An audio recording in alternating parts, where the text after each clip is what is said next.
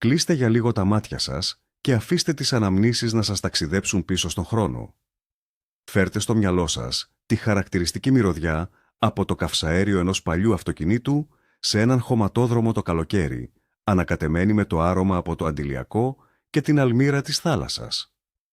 Θυμηθείτε τον ήχο από τα τζιτζίκια ένα ζεστό μεσημέρι και εκείνο το αίσθημα της απόλυτης ανεμελιάς που νιώθαμε όταν ο κόσμος φάνταζε πιο απλός, πιο άμεσος και σίγουρα λιγότερο αυστηρός. Σήμερα θα κάνουμε ένα υπέροχο νοσταλγικό ταξίδι στην Ελλάδα της δεκαετίας του 80. Θα θυμηθούμε 20 καθημερινές συνήθειες, 20 πράγματα που τότε θεωρούσαμε απολύτως φυσιολογικά, μέρος της ρουτίνας μας, αλλά σήμερα είναι εντελώς παράνομα και θα προκαλούσαν την άμεση επέμβαση των αρχών. Ετοιμαστείτε να χαμογελάσετε, να νοσταλγήσετε και μείνετε μέχρι το τέλος, γιατί η τελευταία συνήθεια που θα αναφέρουμε αφορά ίσως το μεγαλύτερο κοινό μυστικό ολόκληρης της ελληνικής κοινωνίας εκείνης της εποχής. Ο χρόνος τότε, στη δεκαετία του 80, κυλούσε με έναν εντελώς διαφορετικό ρυθμό. Δεν υπήρχε η σημερινή βιασύνη, ούτε η διαρκής αγωνία του να είμαστε συνεχώς συνδεδεμένοι. Η αναμονή είχε αξία. Περιμέναμε να δούμε τους φίλους μας στην πλατεία την προκαθορισμένη ώρα. Περιμέναμε τον ταχυδρόμο να φέρει ένα γράμμα. Περιμέναμε τη σειρά μας στο τηλέφωνο του περιπτέρου για να ακούσουμε μια αγαπημένη φωνή. Πολλοί λένε σήμερα ότι χωρίς την τεχνολογία η ζωή ήταν ίσως πιο φτωχή. Αλλά όσοι ζήσαμε εκείνα τα χρόνια γνωρίζουμε καλά την αλήθεια. Η ζωή μας ήταν απείρως πλουσιότερη σε συναίσθημα, σε αληθινές, σφιχτές αγκαλιές, σε βλέμματα που έλεγαν περισσότερα από 1000 μηνύματα σε μια οθόνη. Ήταν μια Ελλάδα όπου οι ανθρώπινες σχέσεις και οι άγραφοι κανόνες της γειτονιάς είχαν πολύ μεγαλύτερη βαρύτητα από τους αυστηρούς νόμους του κράτους. Υπήρχε μια αίσθηση κοινότητας, μια αυθεντική ελευθερία που συχνά ακροβατούσε στα όρια του επικίνδυνου με τα σημερινά δεδομένα, αλλά παρόλα αυτά μας γέμιζε με μια βαθιά και αληθινή χαρά. Ήταν η εποχή που μεγαλώναμε έξω, στους δρόμους και τις αλάνες, μαθαίνοντας τη ζωή από πρώτο χέρι. Ας ξεκινήσουμε την αναδρομή μας με μια εικόνα που σήμερα φαντάζει η σκηνή από ταινία επιστημονικής φαντασίας. Το κάπνισμα παντού, σε κάθε κλειστό χώρο. Στη δεκαετία του 80, το τσιγάρο δεν ήταν απλώς μια συνήθεια, ήταν η προέκταση του χεριού των περισσότερων ενηλίκων. Θυμηθείτε τους διαδρόμους των νοσοκομείων, όπου οι επισκέπτες, ακόμα και οι γιατροί με τις λευκές ποδιές, κάπνιζαν ελεύθερα στους διαδρόμους. Σκεφτείτε τα ταξίδια με το λεωφορείο του κτέλ. Ο οδηγός άναβε το ένα τσιγάρο μετά το άλλο και ο καπνός γέμιζε την καμπίνα, ενώ εμείς τα παιδιά καθόμασταν στα πίσω καθίσματα ζαλισμένα από τις στροφές και τη βαριά μυρωδιά του καπνού. Ακόμα και στα αεροπλάνα της Ολυμπιακής Αεροπορίας υπήρχαν θέσεις καπνιζόντων, λες και ο καπνός θα υπάκουε σε κάποιο αόρατο σύνορο και δεν θα πήγαινε στις μπροστινές θέσεις. Το άναμα του αναπτήρα, ο ήχος από το κλικ που έκανε και η φλόγα που φώτιζε στιγμιαία τα πρόσωπα ήταν μια ιεροτελεστία απολύτως αποδεκτή, ενσωματωμένη πλήρως στην κοινωνική μας ζωή, χωρίς κανείς να διανοείται τους σημερινούς αυστηρούς αντικαπνιστικούς νόμους. Και μιας και μιλάμε για τσιγάρα, ας περάσουμε σε κάτι που σήμερα θα προκαλούσε παρέμβαση εισαγγελέα. Πόσοι από εσάς, ως παιδιά, ηλικίας 8 ή 10 ετών, δεν πήγατε στο περίπτερο της γειτονιάς για να αγοράσετε τα τσιγάρα του πατέρα σας? Ήταν μια από τις πρώτες σοβαρές αποστολές που μας ανέθεταν οι μεγάλοι. Κρατούσαμε σφιχτά στη χούφτα μας τα νομίσματα, νιώθοντας την τραχιά τους επιφάνεια, και τρέχαμε στον περίπτερά. Εκείνος, γνωρίζοντας όλη τη γειτονιά με τα μικρά τους ονόματα, δεν ρωτούσε ποτέ για την ηλικία μας. Έδινε το πακέτο, συχνά μαζί με τα ρέστα, από τα οποία μας επέτρεπαν να κρατήσουμε μερικές δραχμές για να αγοράσουμε μια τσίχλα ή ένα περιοδικό. Αυτή η συναλλαγή, η εμπιστοσύνη μεταξύ του γονιού, του παιδιού και του μαγαζάτορα, έχτιζε ένα δίχτυ κοινωνικής συνοχής. Το παιδί συμμετείχε στις υποχρεώσεις του σπιτιού και ο περιπτεράς λειτουργούσε ως ο άτυπος φύλακας της γειτονιάς. Σήμερα, η πώληση καπνού σε ανηλίκους είναι ένα σοβαρό αδίκημα, αλλά τότε ήταν απλώς ένα κυριακάτικο πρωινό θεληματάκι. Τώρα, ελάτε να νιώσουμε ξανά εκείνο τον καλοκαιρινό αέρα στο πρόσωπό μας. Η βόλτα με το αγροτικό αυτοκίνητο, στην καρότσα, ήταν ίσως η επιτομή της καλοκαιρινής ευτυχίας. Όταν οι οικογένειες στα χωριά ή στα νησιά πήγαιναν για μπάνιο στη θάλασσα ή στα χωράφια, τα παιδιά και πολλές φορές και οι μεγάλοι δεν στριμώχνονταν μέσα στην καμπίνα. Πηδούσαμε στην ανοιχτή καρότσα, καθόμασταν πάνω στις ρόδες ή ανάμεσα σε εργαλεία, καρπούζια και ψάθες. Καθώς το όχημα έπαιρνε τις χωμάτινες στροφές, ο αέρας μας ανακάτευε τα μαλλιά, ο ήλιος έκαιγε το δέρμα μας και εμείς γελούσαμε με την ψυχή μας σε κάθε αναπήδηση στους καρόδρομους. Δεν υπήρχαν ζώνες ασφαλείας, δεν υπήρχε κανείς να μας πει ότι αυτό είναι θανάσιμα επικίνδυνο. Η καρότσα του αγροτικού ήταν το μαγικό χαλί που μας μετέφερε στις καλύτερες παραλίες των παιδικών μας χρόνων. Μια εικόνα απόλυτης ελευθερίας, βαθιά χαραγμένη στη μνήμη, που σήμερα απαγορεύεται αυστηρά από τον κώδικα οδικής κυκλοφορίας. Συνεχίζοντας με την αίσθηση της ελευθερίας στους δρόμους, ας θυμηθούμε τον θρύλο των δύο τροχών, το αγαπημένο παπάκι. Στη δεκαετία του 80, η εικόνα ενός νέου να οδηγεί το παπάκι του ή τη μηχανή του φορώντας κράνος ήταν εξαιρετικά σπάνια, αν όχι αστεία για την εποχή. Το κράνος θεωρούνταν κάτι περιττό, ίσως και μια αδυναμία. Οι νέοι οργώνανε τους δρόμους των πόλεων και των νησιών, με τα μαλλιά να ανεμίζουν ελεύθερα, νιώθοντας τον άνεμο, τη ζέστη, ακόμα και τη βροχή απευθείας στο πρόσωπό τους. Ο θόρυβος της εξάτμισης, η μυρωδιά της βενζίνης και η επαφή με το περιβάλλον ήταν άμεση. Τα ζευγάρια αγκαλιάζονταν σφιχτά πάνω στη σέλα, δημιουργώντας ιστορίες αγάπης στους δρόμους της νυχτερινής Αθήνας ή της επαρχίας. Αν και με τα σημερινά, απολύτως λογικά κριτήρια ασφαλείας, η οδήγηση χωρίς κράνος είναι εγκληματική αμέλεια, στο μυαλό μας έχει καταγραφεί ως ένα σύμβολο ατίθασης νιώτης που δεν φοβόταν τίποτα και κανέναν. Και μιας και μιλάμε για μετακινήσεις, πώς θα μπορούσαμε να ξεχάσουμε τα οικογενειακά ταξίδια με το αυτοκίνητο? Ένα μικρό ταπεινό αυτοκίνητο της εποχής δεν θεωρούνταν ποτέ πλήρες αν δεν χωρούσε μέσα τουλάχιστον 6 ή 7 άτομα. Οι γονείς μπροστά, ο παππούς και η γιαγιά πίσω και 3 ή 4 παιδιά να κάθονται ο ένας πάνω στα πόδια του άλλου. Κάποιοι τυχεροί ή πιο μικροί έβρισκαν θέση ακόμα και στο ράφι πίσω από τα πίσω καθίσματα, εκεί που ακουμπούσε το τζάμι, κοιμόμενοι με τις ώρες κάτω από τον καυτό ήλιο στο ταξίδι για το χωριό. Παιδικά καθίσματα, αδιανόητα. Ζώνες ασφαλείας στα πίσω καθίσματα, ανύπαρκτες. Η μυρωδιά της δερματίνης ανακατευόταν με τη μυρωδιά από τα κεφτεδάκια στο τάπερ που άνοιγε η μητέρα στη μέση της διαδρομής. Το στρίμωγμα, οι καυγάδες για το ποιος θα κάτσει κοντά στο παράθυρο που κατέβαινε με μανιβέλα, όλα αυτά ήταν ο ορισμός του ελληνικού καλοκαιριού, γεμάτος γέλια, φωνές και μηδενικές προδιαγραφές ασφαλείας. Ας αλλάξουμε σκηνικό και ας μεταφερθούμε στη νυχτερινή διασκέδαση. Στα μπουζούκια της δεκαετίας του 80, το σπάσιμο των πιάτων δεν ήταν απλώς μια συνήθεια, ήταν μια έκσταση, μια ιεροτελεστία κάθαρσης. Δεν μιλάμε για λουλούδια, μιλάμε για στίβες από πραγματικά. Γύψινα πιάτα που έφταναν στο τραπέζι για να θυσιαστούν στον βωμό του κεφιού.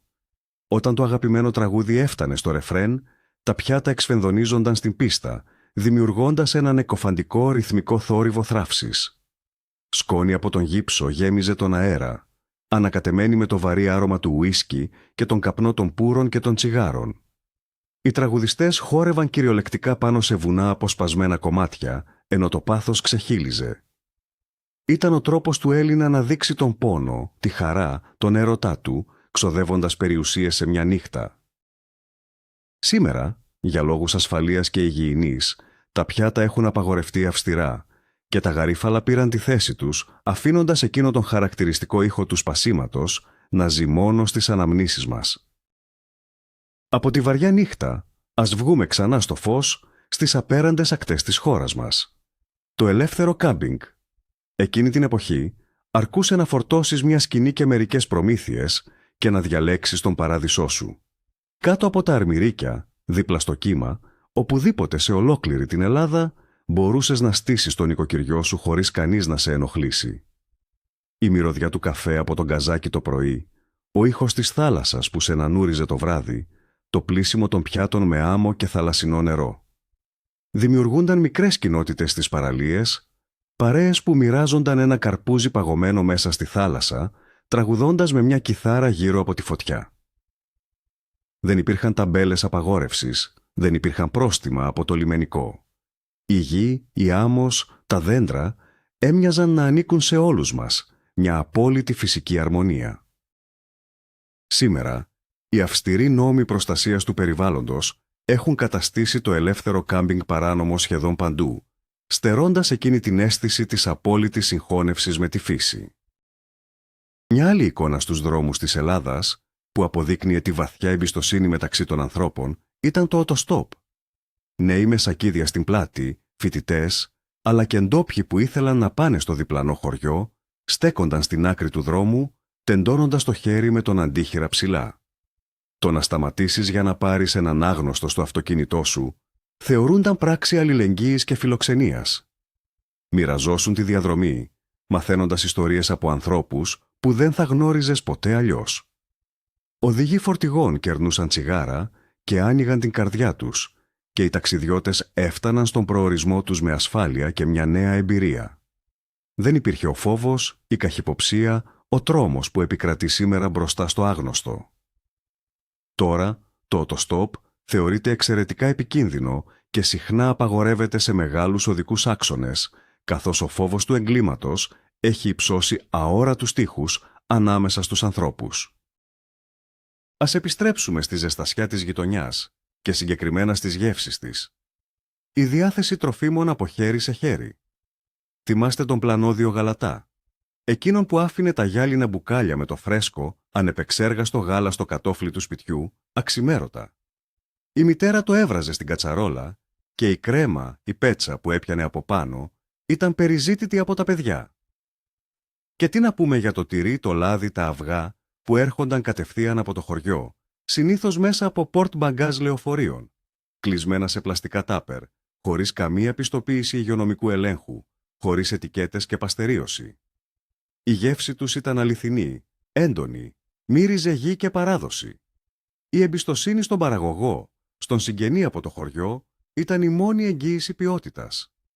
Σήμερα, η διακίνηση τροφίμων, χωρίς τους απαραίτητους υγειονομικούς ελέγχους, χημικές αναλύσεις και άδειες, είναι αυστηρά παράνομη. Χάσαμε τον κίνδυνο, αλλά ίσως χάσαμε και εκείνη την ανεπανάληπτη αυθεντική γεύση. Παραμένοντας στις γεύσεις και τα καλοκαίρια, ας θυμηθούμε τη μεγαλύτερη απόλαυση μετά από ένα εξαντλητικό παιχνίδι κρυφτού ή κυνηγητού στη γειτονιά. Το νερό από το λάστιχο του κήπου. Όταν διψούσαμε, δεν μπαίναμε καν μέσα στο σπίτι. Πηγαίναμε κατευθείαν στη βρύση της αυλής, πιάναμε το πράσινο λάστιχο και ανοίγαμε το νερό. Οι πρώτες γουλιές ήταν ζεστές και είχαν μια έντονη γεύση από πλαστικό και χώμα, μέχρι να έρθει το δροσερό, καθαρό νερό από τα βάθη των σωληνώσεων. Σκουπίζαμε τα χείλη μας με το μανίκι του λερωμένου μας μπλουζακιού και τρέχαμε ξανά πίσω στο παιχνίδι. Κανένας γονιός δεν ανησυχούσε για μικρόβια, για χημικά από το πλαστικό υλικό, για ακατάλληλο νερό. Το ανοσοποιητικό μας χτιζόταν μέσα από το χώμα και την ανεμελιά. Σήμερα, οι συστάσεις ασφαλείας απαγορεύουν ρητά την πώση νερού από λάστιχα ποτίσματος λόγω τοξικών ουσιών. Τότε όμως ήταν το νέκταρ των παιδικών μας χρόνων. Ας κάνουμε μια στάση στα θρανία του σχολείου, εκεί όπου το κλίμα ήταν τελείως διαφορετικό. Η σωματική τιμωρία από τους δασκάλους ήταν σε πολλές περιπτώσεις μέρος της εκπαιδευτικής διαδικασίας. Μπορεί στα χαρτιά να άρχισε να καταργείται, αλλά στην πράξη, στη δεκαετία του 80, ο χάρακας που έπεφτε βαριά στην ανοιχτή παλάμη του άτακτου μαθητή, το τράβηγμα του αυτιού ή ακόμα και το χαστούκι ήταν σκληρές πραγματικότητες. Το παράδοξο. Οι γονείς δεν έτρεχαν στο σχολείο για να κάνουν μήνυση στον δάσκαλο. Αντιθέτως, η απάντηση στο σπίτι ήταν συχνά. «Καλά σου έκανε, τα ήθελες και τα έπαθες». Υπήρχε ένας απόλυτος, σχεδόν φοβικός σεβασμός απέναντι στην αυθεντία του δασκάλου.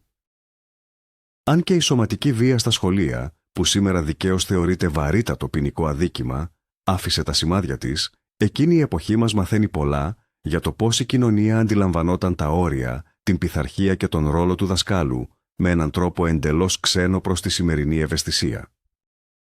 Μιλώντας για γονείς και όρια, Τι γίνεται όταν οι ίδιοι οι γονείς παραβίαζαν τους κανόνες, βάζοντας εμάς τους ίδιους ως συνενόχους? Ας θυμηθούμε εκείνες τις κυριακάτικες βόλτες, όπου ο πατέρας, γεμάτος περηφάνεια, έβαζε το μικρό παιδί, ίσως μόλις 6 ή 7 ετών, να καθίσει στα γόνατά του, στη θέση του οδηγού. Τα μικρά μας χεράκια έπιαναν το τεράστιο βαρύ τιμόνι του αυτοκινήτου, προσπαθώντας να το στρίψουν, ενώ ο πατέρας έλεγχε τα πεντάλ. Η καρδιά μας χτυπούσε δυνατά, νιώθαμε ξαφνικά μεγάλη, παντοδύναμη, κυρίαρχοι του δρόμου, έστω και αν πηγαίναμε με 10 χιλιόμετρα την ώρα σε έναν άδειο επαρχιακό δρόμο. Ήταν το απόλυτο δώρο, η μοίηση στον κόσμο των ενηλίκων. Φυσικά, σήμερα η σκέψη και μόνο ενός παιδιού να κάθεται μπροστά από τον οδηγό, ανάμεσα στο τιμόνι, αποτελεί τον ορισμό της επικίνδυνης οδήγησης και τιμωρείται με αφαίρεση διπλώματος. Τότε ήταν απλώς η καλύτερη στιγμή της εβδομάδας. Ας επιστρέψουμε στις αυλές των σπιτιών μας, κυρίως στην επαρχία αλλά και στις παρυφές των πόλεων. Κάθε φθινόπορο η μυρωδιά του καμένου φύλλου γέμιζε τον αέρα. Η καύση των σκουπιδιών και των ξερών κλαδιών στον κήπο δεν ήταν κάτι που απαιτούσε άδειες από την πυροσβεστική. Οι νοικοκυρές σκούπιζαν τις αυλές, μάζευαν τα φύλλα και άναβαν μικρές φωτιές. Ο λευκός καπνός ανέβαινε ψηλά στον ουρανό, προσφέροντας εκείνο το χαρακτηριστικό άρωμα του καμένου ξύλου που σήμερα μας προκαλεί αμέσως βαθιά νοσταλγία. Τα παιδιά πηδούσαν πάνω από τις μικρές φλόγες, παίζοντας με τη φωτιά κάτω από το άγρυπνο αλλά χαλαρό βλέμμα των μεγάλων. Δεν υπήρχε ο φόβος των τεράστιων προστίμων, ούτε οι καταγγελίες από τους γείτονες για ρύπανση. Σήμερα, η αυστηρή νομοθεσία περί προστασίας του περιβάλλοντος και πυροπροστασίας καθιστά αυτές τις μικρές γειτονικές πυρές ένα παρελθόν αυστηρά απαγορευμένο. Ένα άλλο χαρακτηριστικό στοιχείο κάθε ελληνικής γειτονιάς του 80 ήταν τα ελεύθερα σκυλιά. Όχι ακριβώς αδέσποτα, αλλά τα σκυλιά της γειτονιάς. Δεν υπήρχαν λουριά, δεν υπήρχαν μικροτσίπ, ούτε αυστηρά προγράμματα στήρωσης. Τα σκυλιά περιφέρονταν ελεύθερα στους δρόμους, συνόδευαν τα παιδιά στο σχολείο, κοιμούνταν έξω από τον φούρνο ή το καφενείο. Δεν ανήκαν σε έναν ιδιοκτήτη, ανήκαν σε όλους. Η κυρά Μαρία τους έδινε τα αποφάγια, ο Μανάβης τους πετούσε ένα κομμάτι ψωμί. Ήταν μέλη της κοινότητας.